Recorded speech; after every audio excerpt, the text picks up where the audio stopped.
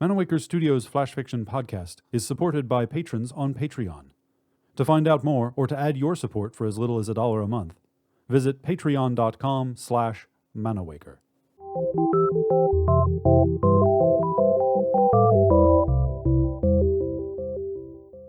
Welcome to Manawaker Studios Flash Fiction Podcast.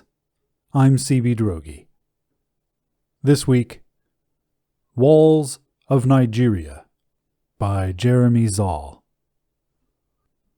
I stare at the twisted remains of Lagos through the visor of my exosuit as I stalk down the hill.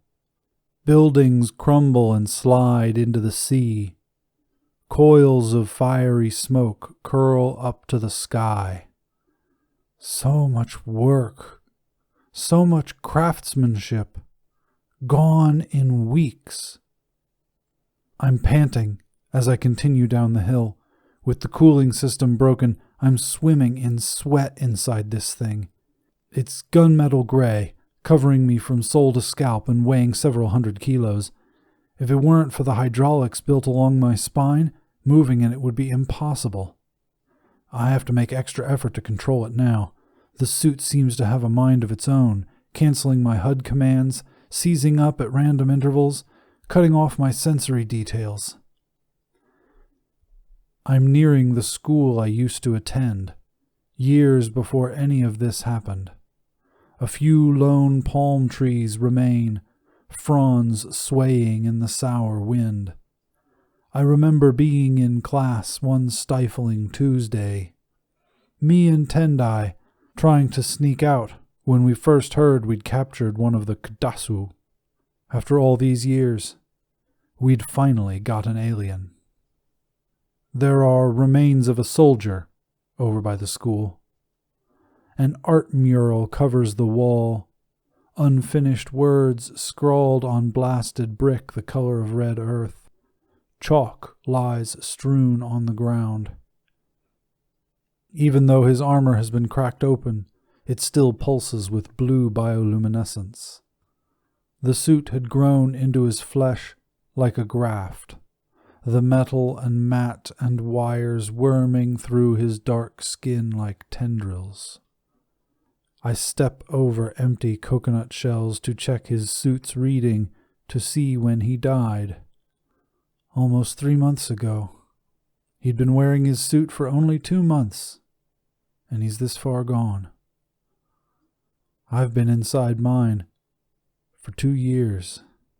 My skin crawls with the memory of being locked into our suits of armor, laced with alien DNA. They'd dissected these aliens, taken the self-healing and enhancing strength in their biotech and transferred it to us. For a while, it worked. We didn't know that for the biotech to function and repair us, it needs living tissue. You can't get biomass from nothing, so the suit slowly grew inwards into flesh, tunneling through open wounds and organs damaged from battle, fusing into the wearer. The quarantine came around too late. I wonder if I have any flesh left. If the cables have wrapped around my bones like creepers around a tree. If it's started corroding my brain, trying to take complete control of the suit, tightening its grip by the day. But I have no way of knowing, and that scares me the most. Over in the distance, there's a biosphere laid out over the ground, where some of the last human settlements still reside. We're not allowed within 5 clicks of them for risk of infection. They're still getting refugees from Ghana and Cameroon, but most of them have already been placed on off-world colonies and habitable planets outside the solar system. My wife and sons are among them.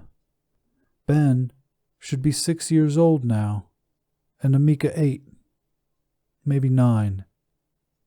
These are just the last few that have lingered behind on Earth to make sure that no one gets left behind.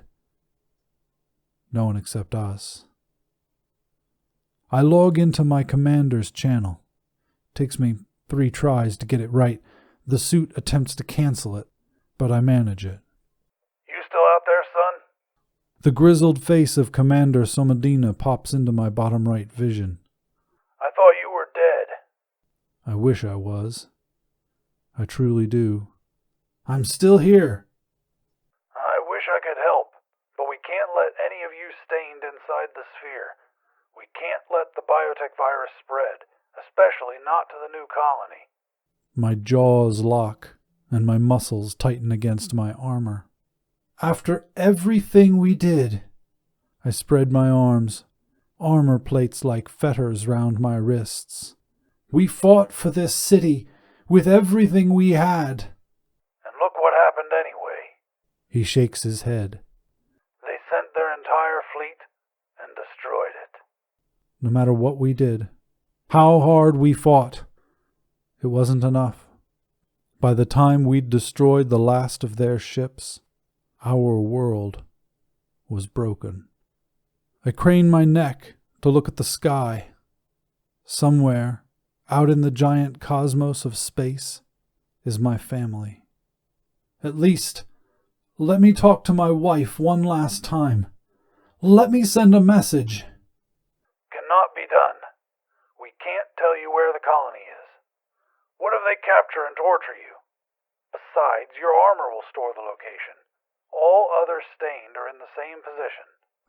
I want to scream. I want to laugh like a madman. My throat's filled with concrete, and every word feels like it's being fishhooked from my gut. Maybe now the suit has started consuming my throat and vocal cords. Soon I won't be able to speak. So that's it? I'm so sorry. He can't even look at me. Goodbye, Koban. He cuts the connection, leaving me here, shackles worming deeper and deeper into my body. The weight of my armor and of the cosmos pressing down on my shoulders. I stagger to the wall and scoop up some chalk. Hands shaking, I scrawl a message to my friends and family, to the people of Nigeria. I do it quickly, before the armor locks up, telling them that I miss them, that I'm part of this world now, that the Kadaswa will never have our planet. And one day, when my people return to a new, clean earth, this message will greet them. I hope I'm not here when that happens. My eyes blur.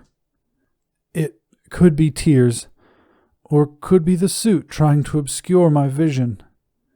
I don't think I'll ever know for sure. This has been Walls of Nigeria, written by Jeremy Szal, originally published in Nature.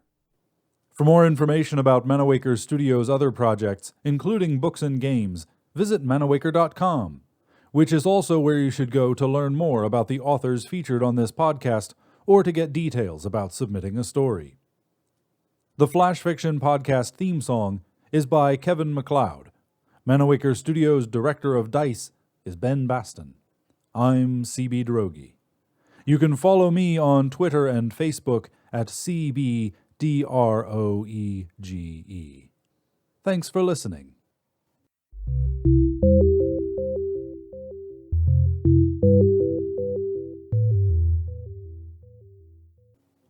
On the next installment of Manawaker Studios' Flash Fiction Podcast, when summer people die, it is not usually by drowning or drunken mishaps with fireworks or firearms or automobiles.